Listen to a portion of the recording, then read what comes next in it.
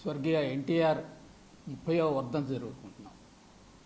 వారు ఎప్పుడు కూడా పేద ప్రజలే నా దేవుళ్ళు అంటూ ఉండేవారు. ఇవాళ ఎన్టీఆర్ గారికి నివాళులు అర్పించడం అంటే పేద ప్రజలకు ఉపయోగపడేటువంటి పనులు చేస్తే అది నిజమైనటువంటి ఉపయోగకరమైనటువంటి ఎన్టీఆర్ గారికి నిజమైన నివాళులు అర్పించడం అవుతుంది.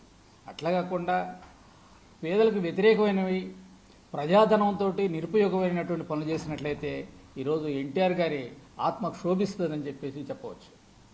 ఇటీవల మన రాష్ట్ర మంత్రి గారైనటువంటి నారాయణ గారు ఒక స్టేట్మెంట్ ఇచ్చారు. నీరుకొండలో 1750 కోట్ల రూపాయలు ఖర్చు పెట్టి స్వర్గీయ ఎన్టీఆర్ గారి విగ్రహం ఒకటి నెలకొల్పుతామని చెప్పేసి అంటున్నారు. ఆ తర్వాత అంతకుముందు మన ముఖ్యమంత్రి గారు చెప్పారు.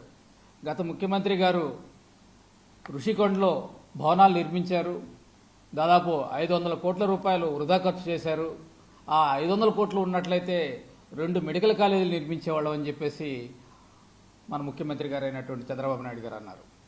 అయితే ఈరోజు మేము అడుగుతుంది ఏంటంటే ఈ 1750 కోట్లు కనుక మీరు సదుపయోగం చేసినట్లయితే ఎన్ని మెడికల్ కాలేజీలు వస్తాయో ఒకసారి ఆలోచించండి. దాదాపు 7 కాలేజీలు ఈ 1750 కోట్ల రూపాయలతోటి మనం కట్టించవచ్చు. కాబట్టి మేము ఎన్టీఆర్ గారికి వ్యతిరేకం కాదు, వారిని అంటే మాకు గౌరవం ఉంది. ఎన్టీఆర్ గారి పేరు ఇంకా ప్రజల్లోకి బాగా వెళ్ళాలంటే ఈ 7 కాలేజీలకు కూడా ఎన్టీఆర్ గారి పేరే పెట్టండి. అందరూ చెప్పుకుంటా ప్రతి జిల్లాకు ఒక మెడికల్ కాలేజీ వస్తుంది. కాబట్టి ఉపయోగకరమైనటువంటి ప్రజాధనంతో ఉపయోగకరమైనటువంటి పనులు చేయమని చెప్పేసి ఈ సందర్భంగా మేము కోరుకుంటున్నాం.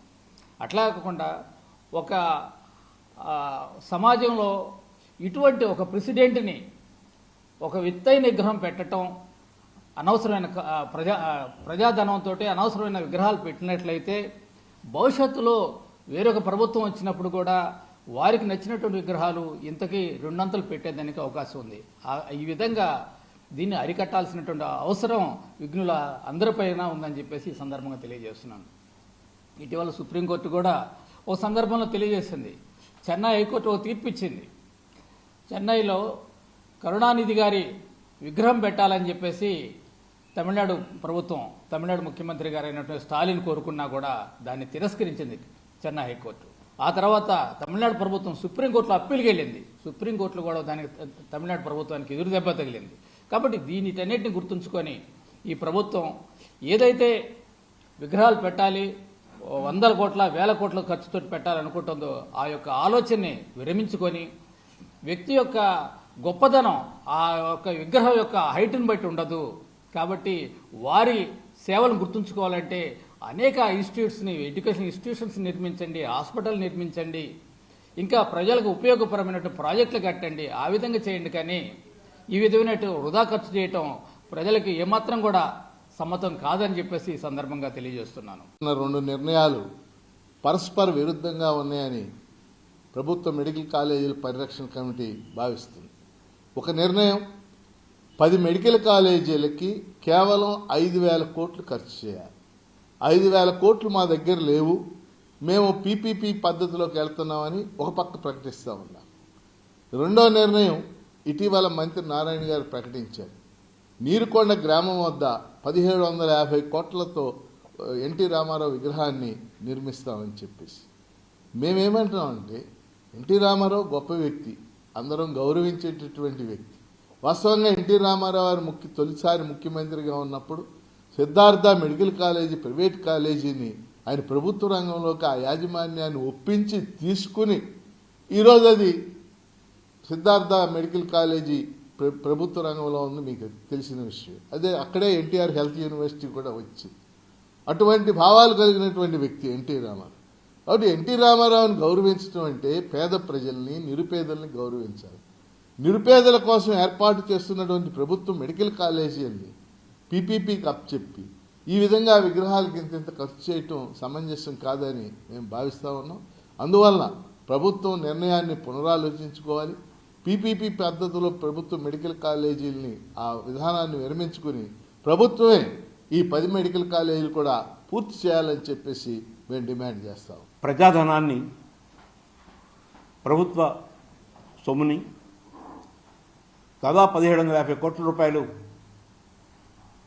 ఒక విగ్రహం ఈ రాష్ట్రంలో నీరుకొండ పైన ఆ కొండపైన తీసుకురావడానికి ఖర్చు పెట్టాలని రాష్ట్ర ప్రభుత్వం భావిస్తూ ఉంది. ఇదే 1750 కోట్ల రూపాయలు మెడికల్ కళాశాలకి కేటాయిస్తే మిత్రులు డాక్టర్ ఆలా వెంకటేశ్వర గారు చెప్పినట్టుగా 7 మెడికల్ కళాశాలలు పూర్తవుతాయి. మంగళగిరి దగ్గర ఉన్న ఎయిమ్స్ లాంటి చాలా ప్రసిద్ధమైన సూపర్ స్పెషాలిటీ హాస్పిటల్ అయినా ఆ డబ్బుతో వస్తుంది. ఆంధ్రప్రదేశ్ అక్షరాస్యతలో 36వ స్థానంలో ఉంది. ఈ రాష్ట్రంలో ఉన్న నిరక్షరాస్యుల్ని అక్షరాస్యులుగా మార్చడానికి, లక్షలాది మందిని మార్చడానికి 1750 కోట్లు ఉపయోగపడుతుంది. ఈ రాష్ట్రంలో ఎస్సీ, ఎస్టీ, బీసీ హాస్టల్స్ అరకొర సౌకర్యాలతో సరైన మరుగుదొడ్డి లేక, సరైన రక్షిత మంచినీటి లేక ఇబ్బంది పడుతున్న పరిస్థితులు. ఈ రాష్ట్రంలో ఉన్న ప్రతి హాస్టల్కి దాని అభివృద్ధికి ఈ డబ్బు ఉపయోగించవచ్చు. ఈ రాష్ట్రంలో అతిపేదలు, చిత్తు కాగితాలు ఏరుకుంటూ జీవించేవాళ్ళు, రకరకాలుగా కనీస అవసరాలు కూడా పొందలేని వాళ్ళు కొన్ని లక్షల మంది ఉన్నారు. వారి యొక్క జీవన ప్రమాణ స్థాయి అభివృద్ధి చేయడానికి ఈ డబ్బును ఉపయోగించవచ్చు.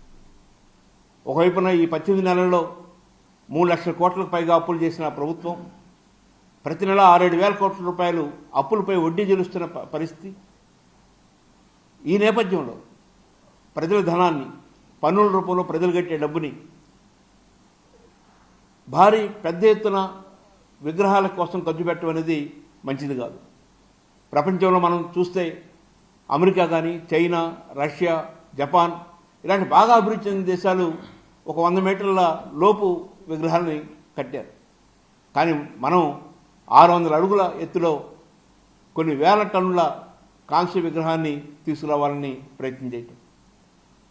ప్రపంచంలో అతి ఎత్తు అయిన విగ్రహం ఆంధ్రప్రదేశ్లో ఉండాలి, రాజధానిలో ఉండాలని కోరుకోవటం ఇది సబబు కాదని, ప్రజల డబ్బుని సక్రమంగా ఉపయోగించాలని కోరుకుంటున్నాను.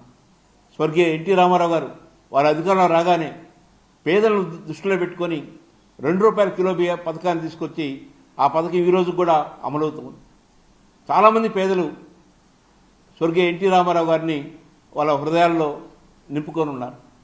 అలాంటి మంచి పనులు ప్రజలకు ఉపయోగపడేవి, ముఖ్యంగా పేద ప్రజలకు ఉపయోగపడే పనులు చేయటం ద్వారా అది స్వర్గీయ ఎన్టీ రామారావు పేరుతో చేయటం వలన వారు మరింత ప్రజల మనసుల్లో, హృదయాల్లో ఉంటారని, అదే వారికి నిజమైన నివాళని భావిస్తున్నాను. స్త్రీ శిశు మరణాల్లో, పౌష్టికాహార లోపాల్లో, ముఖ్యంగా దక్షిణాది రాష్ట్రాలను తీసుకుంటే కనుక ఆంధ్రప్రదేశ్ అట్టడుగు స్థానంలో ఉంది. అదేవిధంగా అక్షరాస్యతలో కూడా మనం వెనకబడి ఉన్నామనే సంగతి విదితమే. నేడు ప్రభుత్వం ఆ దిశగా నిధులు కేటాయించాల్సిన అవసరం ఎంతైనా ఉంది. విగ్రహాల విషయానికి వచ్చేసరికి ఇంతకుముందు లక్ష్మణరెడ్డి గారు చెప్పున్నారు, నాయకులు ఎవరైనా కానీ ప్రజల గుండెల్లో చిరకాలం ఉండేది ప్రజలకు ఉపయోగపడే పనులు చేసినప్పుడే. దానికి ప్రత్యక్ష సాక్ష్యం స్వర్గీయ ఎన్టీ రామారావు గారు. వారు ప్రవేశపెట్టిన కిలో ₹2 బియ్యం ఇప్పటి వరకు కూడా ₹2 బియ్యం వెనకతోటనే టక్కున మనకు గుర్తొచ్చేది ఎన్టీ రామారావు గారి. అదేవిధంగా ఆరోగ్యశ్రీ తీసుకున్న, 108 తీసుకున్న, ఫీజు రియంబర్స్మెంట్ తీసుకున్న టక్కున వైఎస్ రాజశేఖర రెడ్డి గారు గుర్తొస్తారు. సో ప్రజలకి ఉపయోగపడేలా, ప్రజల గుండెల్లో చిరకాలం ఉండేలా ఇలా ప్రజా ప్రయోజన కార్యక్రమాలు ప్రభుత్వాలు చేపట్టాలి. మరో చక్కటి ఉదాహరణ కూడా చెప్తా.